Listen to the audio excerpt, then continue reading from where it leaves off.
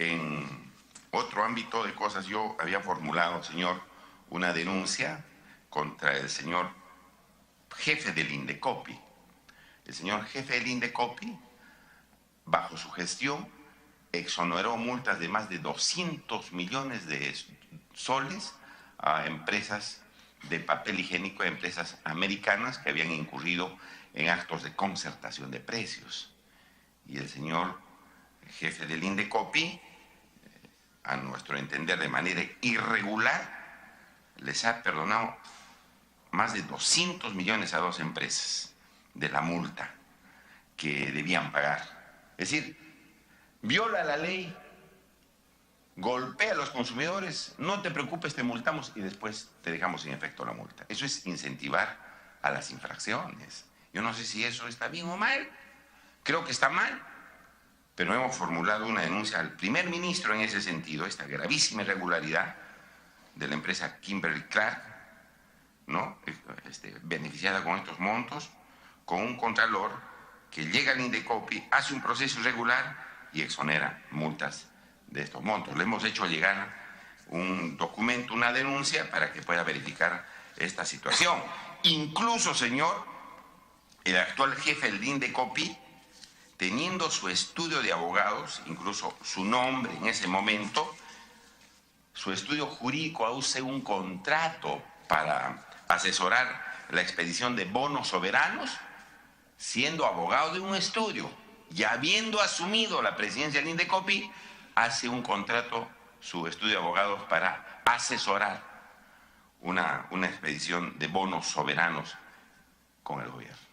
¿Sí? Funcionario público, jefe de Indecopi, y su estudio jurídico contratando con el Estado. ¿Eso está bien? ¿Eso está bien? Nosotros pensamos que está mal, que hay un conflicto evidente de intereses y no se hace absolutamente nada. ¿Por qué? Porque en este país, señor presidente, los grandazos, los que están en el poder, en la pirámide, en la punta de la pirámide, no pasa nada. Esos pueden hacer lo que les da la gana. Y los órganos de control no hacen nada. No hacen nada, señor. Porque el Indecopi depende de la PCM. Y al parecer los señores de la PCM tienen mucha amistad con este señor jefe del Indecopi. No se toma ninguna medida. Sí, exoneran millonarias multas. Hace contrato su estudio jurídico con el Estado, habiendo sido funcionario público, y no pasa nada. Entonces, le hemos presentado estos casos a la Contraloría, señor presidente, para que pueda tomar acciones. Y nos gustaría que nos pueda, digamos, dar una respuesta al momento que tenga un resultado, para verificar pues que realmente nuestros órganos de control, más allá de la interesante explicación que nos ha dado el señor Contralor, realmente, señor, está cumpliendo su tarea, porque tenemos que aterrizar en casos concretos, emblemáticos, importantes, para ver qué se está haciendo en la Contraloría. Y finalmente, señor, me parece que es un terrible escándalo, y creo que la Contraloría debía dar una mirada. Las empresas mineras, señor, el año pasado han pagado por impuesto a la renta y impuesto general a las ventas 1.944 millones de soles. 1.944 millones de soles. Y se le ha devuelto, señor, a estas empresas mineras, por efecto sobre concepto de IGB, cerca de 4.000 o más de 4.000 millones de soles, más de 3.000 millones. Es decir, en el fondo no están pagando impuestos. A mí me parece eso terrible. Eso terrible. Y la Contraloría debía ver también eso, debía verificar, hacer un acto de control de qué está pasando ahí, porque prácticamente nos están estafando a los peruanos. Es decir, está creciendo la minería, se está incrementando la minería, pero no le llega nada al Estado. Al contrario, el Estado recibe como 1.000 y devuelve como 3.000. Entonces, ¿qué está haciendo la Contraloría? Porque eso es perder dinero, una actividad que es importantísima, que trae muchísima plata al Perú. ¿Qué está sucediendo? Nosotros le pedimos al Contralor que pueda tomar cartas en el asunto. El congresista Arce me pide una interrupción. Presidente, ¿me permite? Sí, no, congresista Tapia tiene la palabra. Una interrupción nomás cortita. Interrupción, perdón, disculpe, una interrupción. Sí. Sí, solo la precisión respecto a lo que está denunciando el congresista Lescano. Lamentablemente las empresas mineras a la hora de exportar no giran una factura, pero sí al momento de hacer las compras que corresponden para su funcionamiento. Y cuando hacen la declaración de impuesto a la renta, cuando tienen que correr el impuesto, el IGB es un impuesto indirecto que se corre con las compras y las ventas. Entonces piden la devolución del IGB. Y por eso esa es la diferencia. Entonces ahí hay un vacío legal perverso en contra del Estado, porque es más el monto que se devuelve por IGB, impuesto a la renta, que de lo que se recauda de las empresas mineras. Sí, continúe, congresista Lescano. Sí.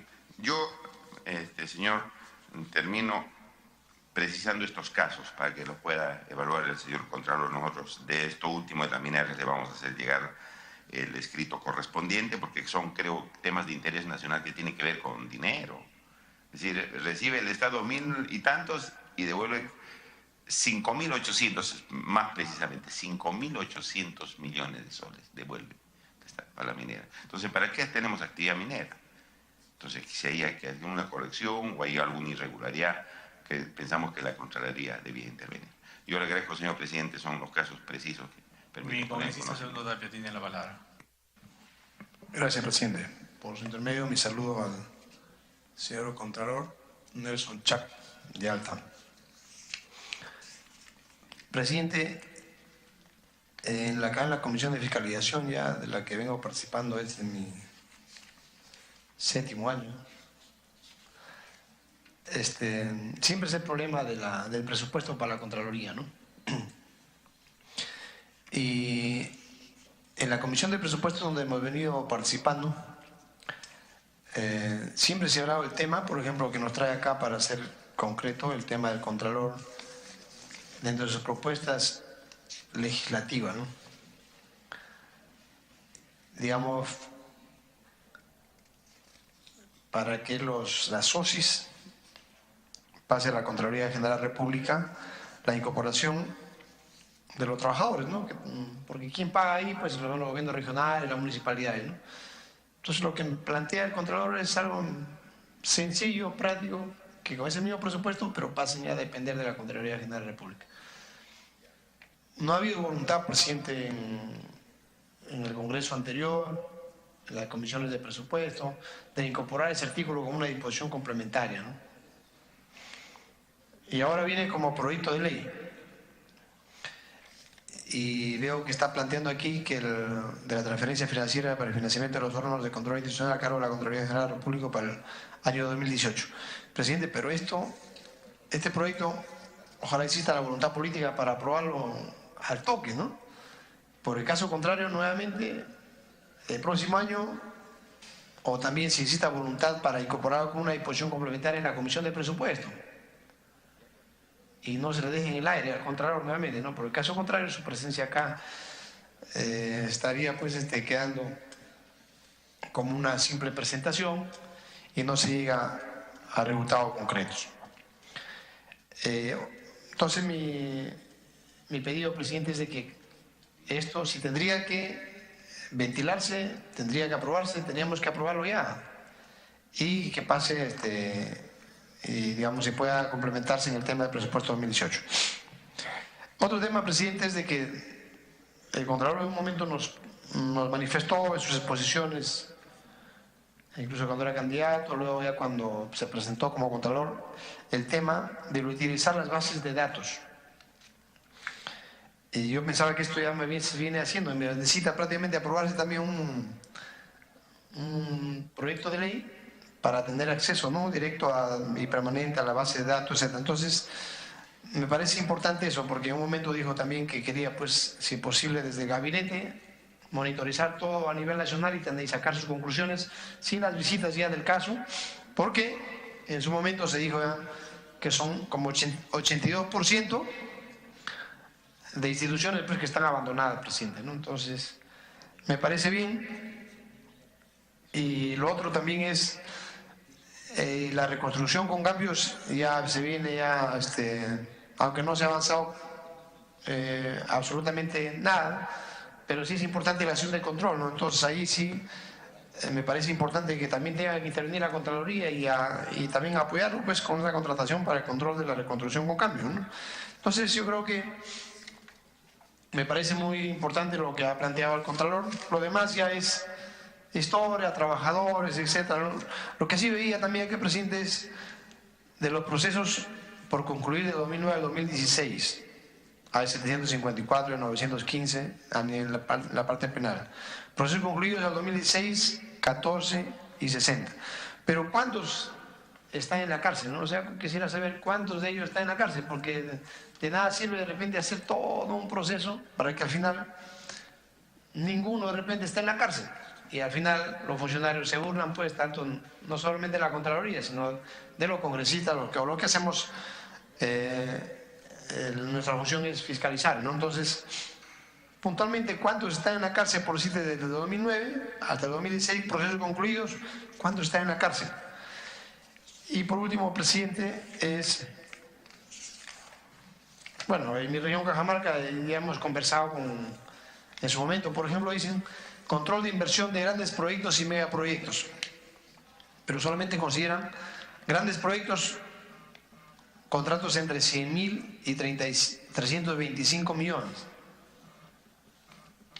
O sea, y aquí hay hospitales en Cajamarca, presidente, que son de 90 millones, 80 millones.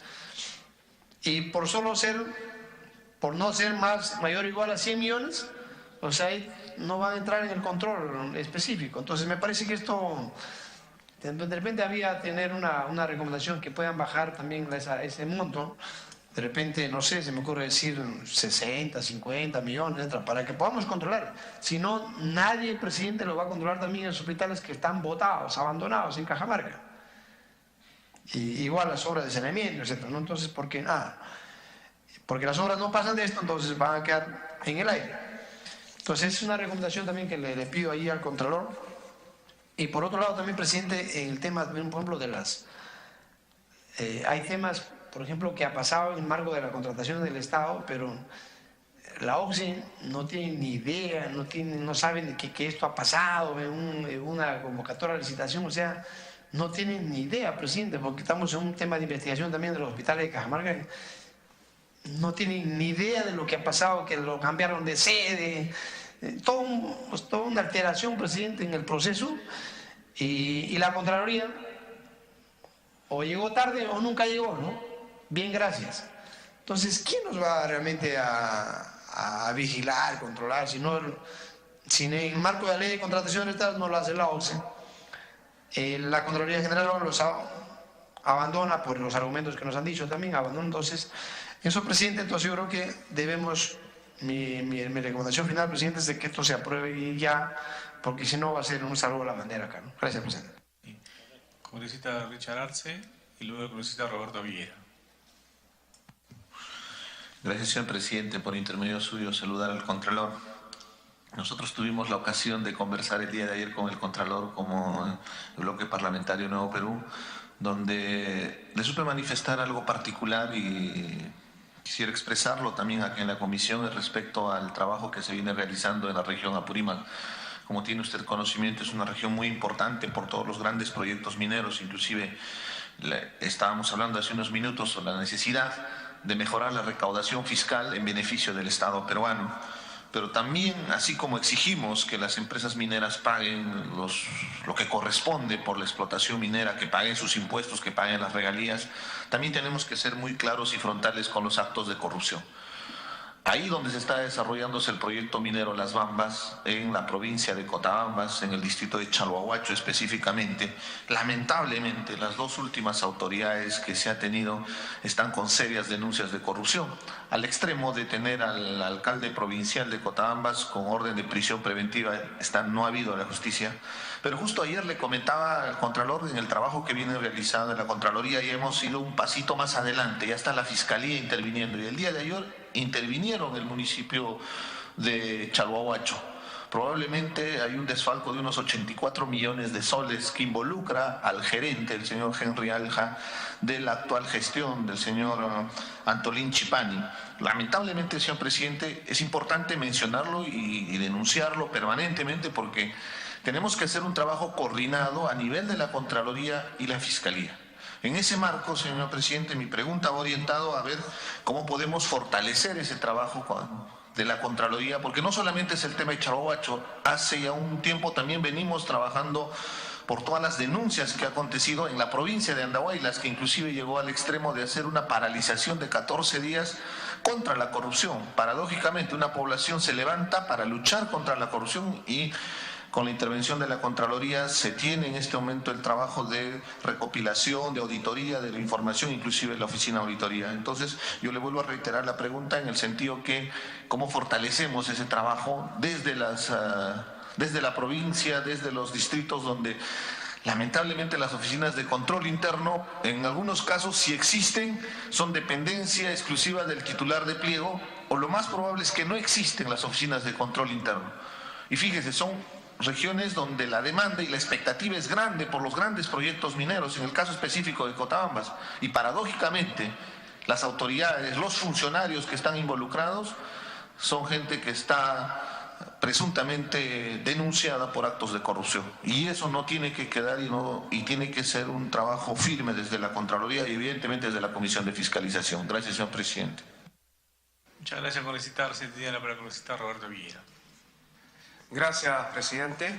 Un saludo al Contralor Chac. Espero que sea Shark como el tiburón contra la corrupción y se devore a todos estos corruptos. Pero la verdad que el proyecto de ley que usted está presentando es interesante, pero es un mejoralito contra la enfermedad. Pero igual hay que apoyarlo. Sería importante que se amplíe, que no solamente se deba tener acceso a los funcionarios, sino también a aquellas empresas que contratan con el Estado, porque no es posible que muchas de ellas tengan capitales sociales pues, de 5.000 soles, de 2.000, 3.000 soles y se lleven proyectos de millones, ¿no? Y inclusive tengan un solo trabajador. Así que debería tener también información, acceso, ¿no? A través del Ministerio de Trabajo, a través de registros públicos, a través de la SUNAT, etcétera, etcétera, para saber con quiénes se está contratando y quiénes son los que están detrás de estos proyectos. Ese es por un lado. Por otro lado, sobre los conflictos de intereses, le pediría que investigue, tal como lo manifestó el congresista Lescano, sobre el tema de Indecopi. Sé que han ingresado nuevos directores, pero si uno revisa, esos directores han pertenecido a grandes empresas. Entonces, al final son juez y parte. Por ese tema sería importante que se pronuncie y que investigue. También hay un tema con la Sociedad Nacional de Pesquería, hay un conflicto de interés clarísimo. La señora Elena Conterno, presidenta de la Sociedad Nacional de Pesquería, cuando era ministra de la Producción en el 2009, recomendó al señor Héctor Soldi y al señor Guevara para ser parte del Instituto del Mar, que son el ente científico, pero especialmente para investigar el tema de la anchoveta, que es el principal recurso de la pesquería y también de la SNP, en la cual facturan por encima de los 3.000 millones de dólares. El tema es que, por cosas del destino, ¿no? Tuvieron la buena suerte de que esa persona recomendada, el señor Soldi, ahora es viceministro de Pesquería, y la señora ministra en ese entonces, el 2009, ahora es presidenta de la Sociedad Nacional de Pesquería, ¿no? Entonces se ve pues que hay temas de multas, sanciones, depredación, prescripciones, que con luz verde. ¿Será caso porque tiene que responder esa gratitud que en el 2009 como ministra nombró al señor Soldi, que ahora es viceministro de Pesquería, y ahora la señora Conterno es presidenta de la Sociedad Nacional de Pesquería? Yo creo que se debe investigar eso, como también se debe, también tener el tema claro con las ventas de las propiedades de los militares, ¿no? Veo que hay mucho apuro por vender propiedades de los militares, no sé realmente cuáles serán el fondo, si es necesario, por un tema de estrategia, de seguridad nacional. Todas esas cosas se deben investigar. Como le digo, usted se ve que tiene muy buena voluntad, lo vamos a apoyar, pero de todas maneras, contra la corrupción, esto es un mejoralito y necesitamos más acciones contra todo este flagelo que empobrece nuestro país. Muchas gracias. Muy bien, las explicaciones dadas por el Contralor revelan un grado, una situación bastante complicada respecto solamente a la Contraloría, pero si hacemos un símil con las demás instancias del Estado, gobiernos regionales, gobiernos locales y el propio gobierno nacional y sus instituciones están en lo mismo.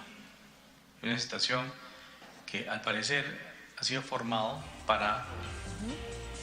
Bien, interrumpimos la sesión de la Comisión de Fiscalización por unos momentos porque hace instantes la presidenta de la Comisión de la Mujer y Familia, la congresista Maritza García, anunció durante esta sesión su renuncia a la presidencia de la Comisión de la Mujer. A continuación vamos a escuchar parte de lo que ella manifestó a los integrantes de este grupo dictaminador. Veamos. Ese primer punto, como toda congresista, mujer, madre y política, tengo el derecho a réplica. En principio lo he dicho una y mil veces. El contexto de mis palabras fueron sacadas de la realidad. En segundo lugar, han mencionado el caso de la señorita de Micaela de Osman. En RPP dije claramente que el individuo no debía ser calificado como un agresor del delito de lesiones leves, porque el certificado arrojaba mucho menos. Pedí que a través de los medios periféricos, como era el video, se calificara el hecho como tentativa de homicidio. Y así se calificó y pidió una prisión preventiva, y creo que eso lo habla también los documentos que se cursaron. En segundo lugar, cuando me preguntaron también sobre otro caso, tuve una misma posición. Ninguna mujer merece ser víctima de maltrato. Ninguna mujer en el Perú. Nadie, en absoluto. No justifiqué las agresiones de ningún individuo porque también soy madre. No los he justificado. Que haya habido un tema de mala interpretación, lo puedo comprender y lo dije, que lo sentía muchísimo, que había habido un tema de mala interpretación. Pero jamás quien está al frente de una comisión de la mujer puede sesgarse para el lado del varón. Ni menos motivar ni incentivar que los varones lastimen a las mujeres. Porque somos mujeres, o sea, pongámonos los 4 dedos de frente y seamos sinceras y honestas. ¿Alguien cree que una mujer que está al frente de una comisión de la mujer, que es madre de familia, va a querer que alguien te agreda? No, lo que yo dije es evitemos la provocación, que es muy distinto, y lo vuelvo a insistir. Y por ejemplo, perdón un momento. A ver, perdón para poder terminar, porque voy a terminar.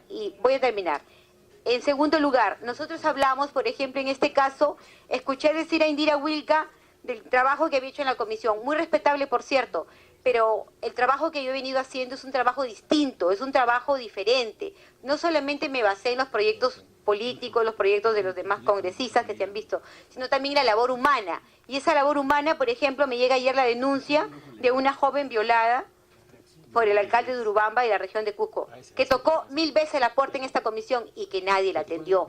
Desconozco las razones por las cuales no fue atendida. Sin embargo, yo sí puedo decir que me voy renunciando con la frente en alto, y por eso es que lo he hecho en esta sesión. No lo he hecho antes porque me gustaba y me gustaría que lo entiendan. O sea, hay diferentes formas de hacer política, no solamente con los proyectos de ley. Yo tengo un lado humano y el lado humano se refleja en los 85 casos, porque gracias a las denuncias que hemos tenido de este caso que sonó y salió al público en un contexto equivocado, hoy, ayer y anteayer me ha tocado la puerta de la comisión y hemos recibido los casos más emblemáticos a los cuales les hemos venido dando trámite. Entonces, no se trata de decir yo defiendo a las mujeres, se trata de hacerlo con documentación, con hacer el seguimiento, con seguir día a día. Pero si mi trabajo y mi error en las palabras que expuse en la sesión pasada me llevan a dejar el cargo, soy política y tengo mucho tiempo todavía por delante como para poder tomar alguna otra comisión. Yo agradezco mucho a mis compañeras que me han comprendido y a otras que no han podido comprenderlo porque cada quien tiene su posición política, y agradezco a Dios la oportunidad de haberme brindado de estar al frente de 80 personas a las cuales han sido víctimas y a las cuales les he dado un resultado fabuloso, y agradezco a Dios por esta oportunidad. Yo creo que terminamos el tema porque deberían ya más bien elegir a la nueva presidenta. A ver, ok. Bien, esas fueron las palabras de la congresista Maritza García tras anunciar su renuncia a la presidencia de la Comisión de la Mujer y expresar esta situación y hacer referencia a los comentarios que ha recibido con relación al tema del maltrato de género, por la violencia de género. Bien, nosotros regresamos de inmediato a la sesión de la Comisión de Fiscalización y Contraloría Hace unos instantes ha estado presente el Contralor General de la República. Todavía sigue en ese recinto parlamentario Nelson Schack, quien ha respondido a las interrogantes de los miembros de la Comisión de Fiscalización con relación a las medidas adoptadas por la institución a su cargo para combatir la corrupción. Veamos. Yo en la Contraloría, a toda la alta dirección, hemos cambiado los estándares de transparencia, ¿no? Estamos terminando de armar la página web, pero todos los funcionarios de la Contraloría deben tener, deben saber quiénes son, su nombre, una cosa que se ha mencionado aquí, su declaración jurada de bienes y rentas, pero además a todos les he exigido que para que trabajen conmigo tienen que, al igual que yo, poner su declaración jurada de intereses. Esa declaración jurada, a mi juicio, es tanto o más importante que la declaración jurada de bienes y rentas.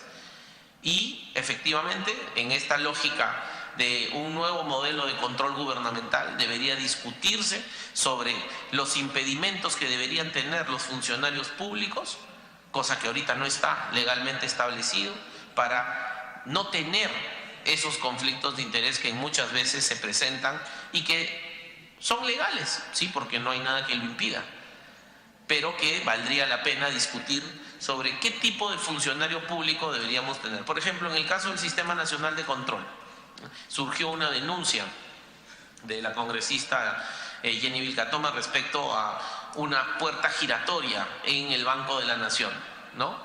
Que cómo es posible de que el jefe de la OSI renuncia, pide licencia y se vuelve gerente de auditoría del Banco de la Nación, ¿no?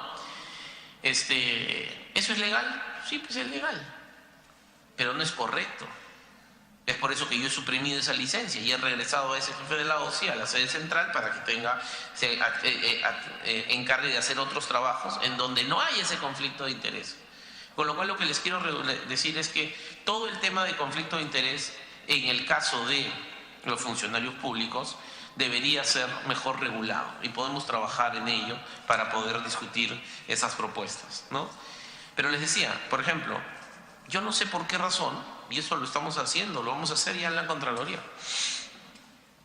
todos los funcionarios públicos deberían someterse voluntariamente a establecer mecanismos de evaluación de desempeño con pruebas de confianza, ¿no? Y eso lo vamos a hacer en la Contraloría, vamos a dar el ejemplo. ¿Qué es una prueba de confianza?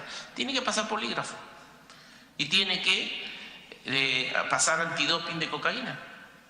Eso es lo mínimo que uno esperaría. O sea, ¿por qué? Porque necesitamos que los funcionarios del control den el ejemplo. No somos funcionarios públicos comunes y corrientes, somos distintos, porque tenemos que controlar al resto. Entonces tenemos que tomar todas las medidas, no solamente para hacer, sino también para parecer. Entonces, mecanismos de esa naturaleza que son muy comunes en el sector privado, ¿no? O sea, este tema de la poligrafía, el tema del antidoping, etcétera, es parte ya común en las empresas privadas más importantes para tratar de reducir sus problemas de corrupción.